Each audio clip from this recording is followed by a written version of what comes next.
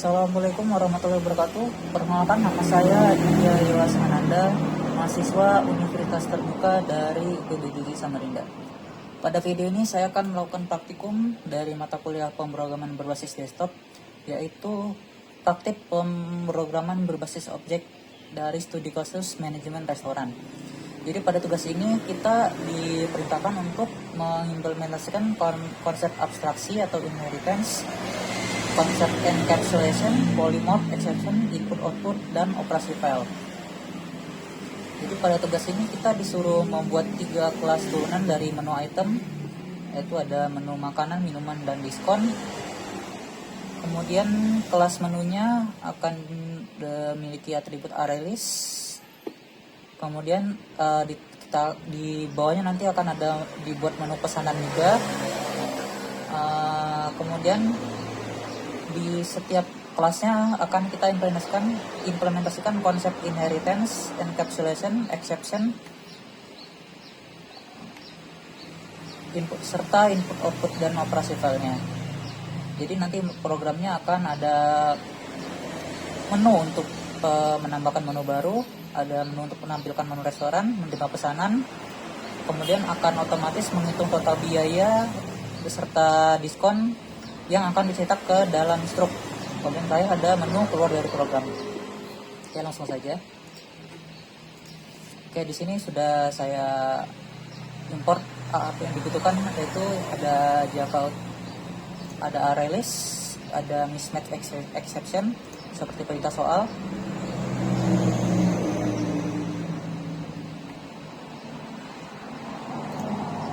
Kemudian ada scanner, input output, local time-nya nanti akan digunakan di struk. Oke, langsung saja. Jadi di sini saya buat teks menu untuk menampilkan menu, untuk isi menu makanannya yang akan ditampilkan dalam menu utama nanti. Di sini saya pisahkan filenya. Kemudian ini file utamanya saya gabung menjadi satu semuanya nanti di restoran update Java. Sebenarnya bisa lebih mudah jika dipisah menjadi beberapa file, cuman untuk mempersingkat waktu, di sini saya jadikan satu saja semuanya.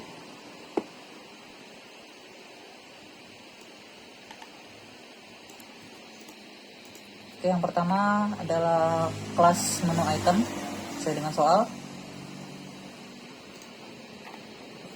Di sini menu item. Di sini sudah menerapkan abstraksi, yaitu abstract class menu item. Kemudian kita akan masukkan submenunya yaitu makanan, minuman, dan diskon.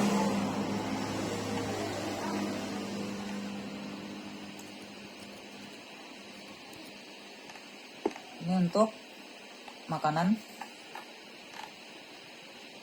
Subkelas makanannya, untuk subkelasnya di sini kita menggunakan extend. Extend ini adalah sebagai implementasi dari inheritance. Jadi apabila kita memanggil ArrayList, nanti menu item subkelas makanannya akan tergabung ke dalam sub menu item.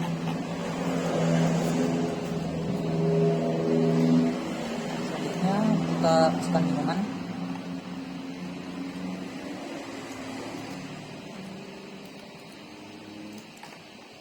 Minuman sama ya, di sini pakai extend.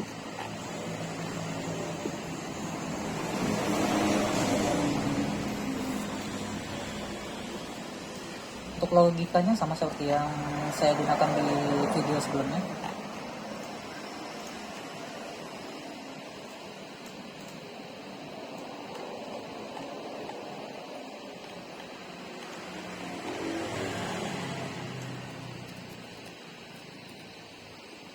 Kemudian ini untuk diskonnya, plus diskon.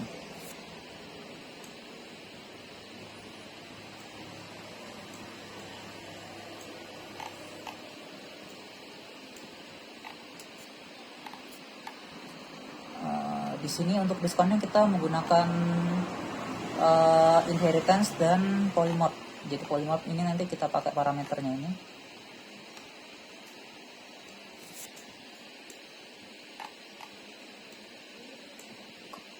Nah, kemudian untuk logika diskonnya, di sini saya menggunakan sama seperti di video di tugas sebelumnya. Jadi di sini setiap pembelian di atas Rp100.000 akan mendapat diskon sebesar 10%. Untuk logikanya.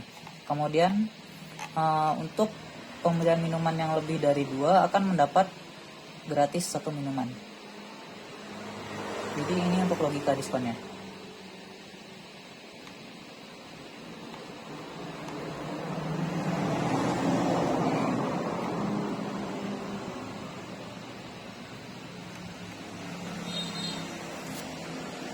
Nah, jadi ini diskonnya nanti akan otomatis terakumulasi ke dalam penjumlahan akhirnya. Jadi apabila diskonnya sudah memenuhi syarat, maka akan otomatis dijumlahkan ke dalam penjumlahan akhir. Syaratnya itu tadi, makanannya lebih dari 100.000 jumlah harganya, kemudian minumannya lebih dari 2.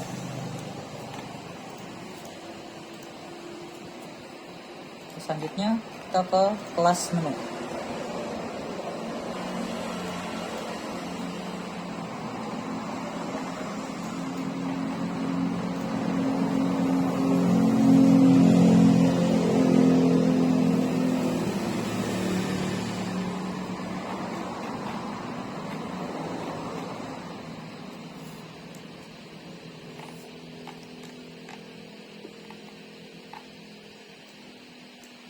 Nah, jadi ini kelas menu. Di sini kita memanggil array list menu item. Jadi menu itemnya ini yang tadi di atas. Jadi ketika kita memanggil array list menu item, ia akan otomatis terpanggil daftar menunya, ada makanan, minuman, serta diskonnya akan otomatis terpanggil ke sini karena mengikuti konsep inheritance tadi.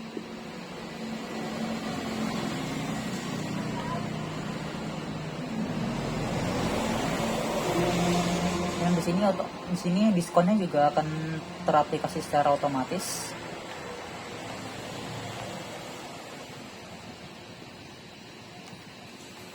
Dan ini untuk daftar menunya.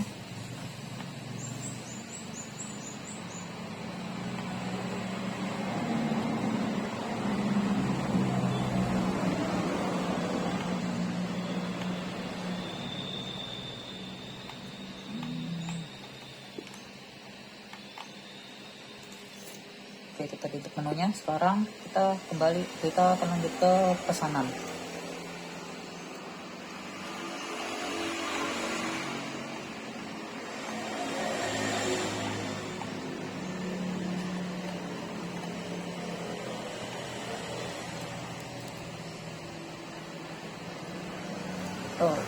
Sebelum ke pesanan, di sini kita mau private. Jadi ini implementasi dari enkapsulasi.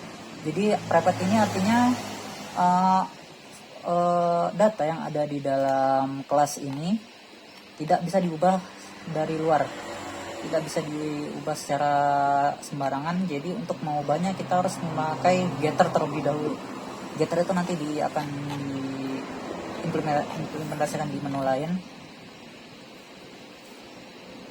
Jadi itu adalah fungsi implementasi dari enkapsulasi untuk private ini dari menu itemnya. Jadi tidak bisa diubah secara sembarangan. Kemudian ini untuk menu pesanan.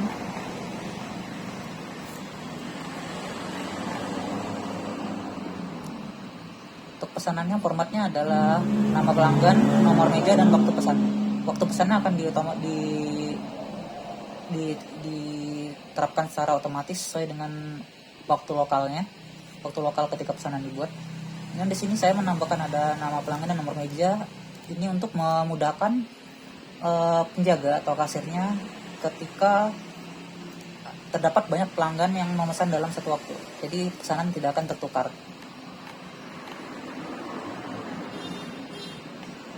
Ini untuk logikanya. Dan di sini ada exception. Jadi apabila nomor atau angka yang dimasukkan datanya tidak valid, maka program akan otomatis dihentikan dan akan muncul peringatan nomor tidak valid. Nah, ini juga ada exception. Jadi untuk yang ini jumlahnya harus lebih dari 0. Kemudian ada juga exception, menu yang sedang tidak tersedia. Apabila menunya tidak ada, stoknya kosong. Di sini juga saya tambahkan exception. Ini adalah implementasinya exception. Jadi apabila ada data yang tidak valid, akan otomatis program akan dihentikan.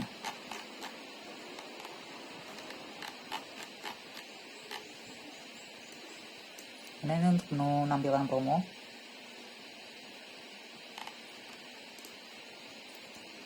Oke, selanjutnya ini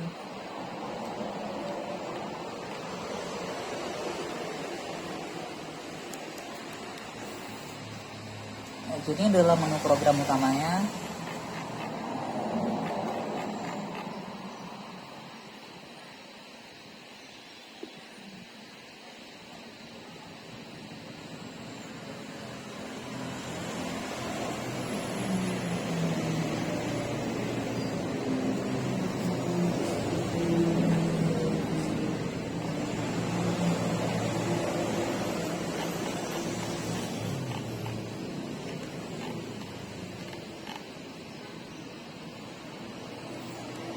Ya, ini dia menu utamanya, restoran app-nya.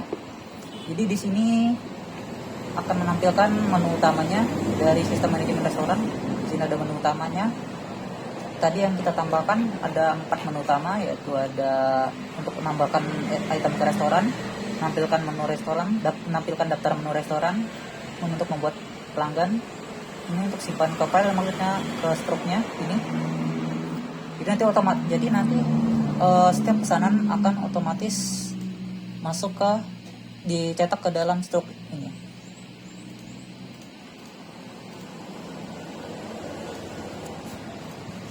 Jadi untuk struknya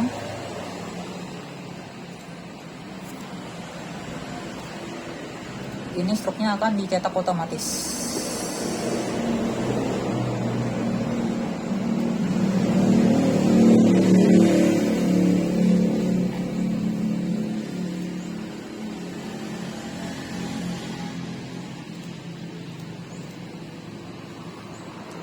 Nah, ini untuk simpan struk ke filenya akan menyimpan ke sini, dan simpan untuk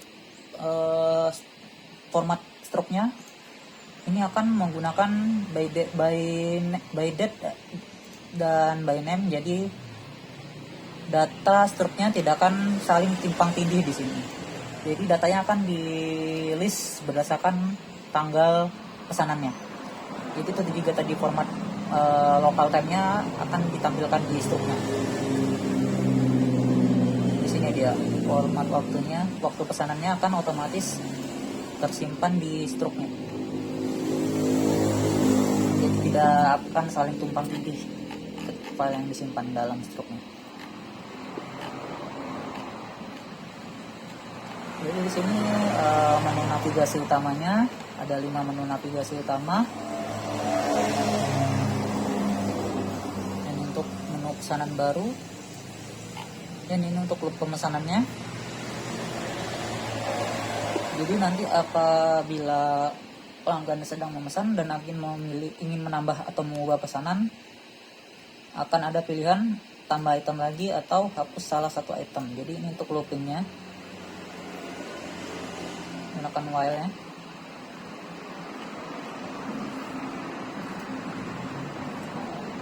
Jadi untuk memudahkan pelanggan juga. Jadi di sini saya buat agar programnya menjadi efektif dan efisien. Oke, kita coba jalankan dulu. Ya, di sini sudah muncul menu navigasinya. Jadi di sini ada tambahan menu item ke restoran, tampilkan menu restoran, buat pesanan pelanggan, dan simpan menu ke file. Kita coba menu pertama dulu. Nah, di sini kita bisa menambahkan menu item.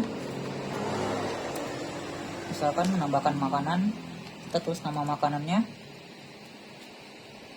Misalkan kita tulis sembarangan dulu.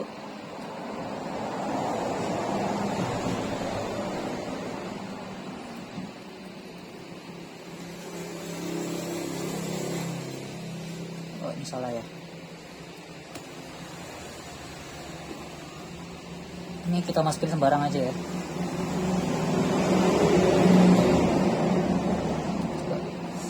Kita ulang lagi. Kaki 5 12.000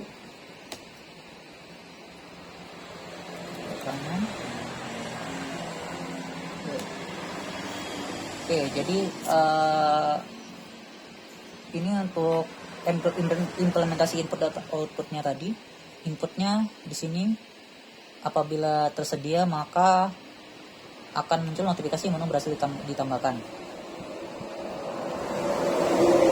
Utamanya untuk batalnya, untuk batal kita menggunakan kosong. Kemudian kita akan menampilkan menu restorannya.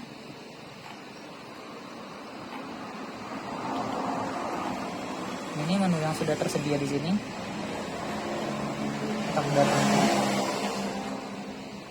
Nah, ini menu yang tadi kita tambahkan. Ada kaki 5, 12.000, makanan tersedia ya.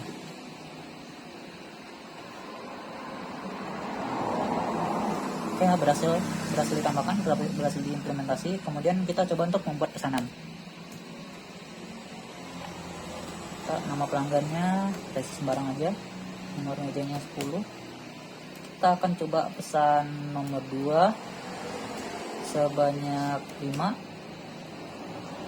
Nah, langsung muncul serta potongan diskonnya juga otomatis dinyalakan. Dan kita coba tambah pesanan lagi. Kita coba minuman nomor 10 sebanyak 5. Nah, ini otomatis ditambahkan juga.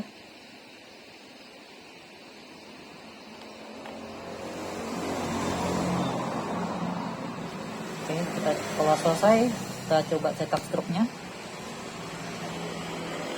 Ya, berhasil struknya, kita cek. Nah, ini dia harganya, nomor mejanya, kemudian di sini diskonnya, potongannya ada diskon belanja 10%, kemudian beli 2 gratis 1 ada potongan Rp20.000. Jadi berhasil diimplementasikan ya. Kemudian ketika sudah selesai, maka akan kembali ke navigasi menu utama. Ketika ini untuk menu keluarnya, tidak. Oh ya, ini juga ada notifikasi tambahan. Apabila ingin disimpan, ada pilihan ya atau tidak. Tidak bisa disimpan. Oke, selesai. Jadi saya kira sampai sini dulu video ini saya buat.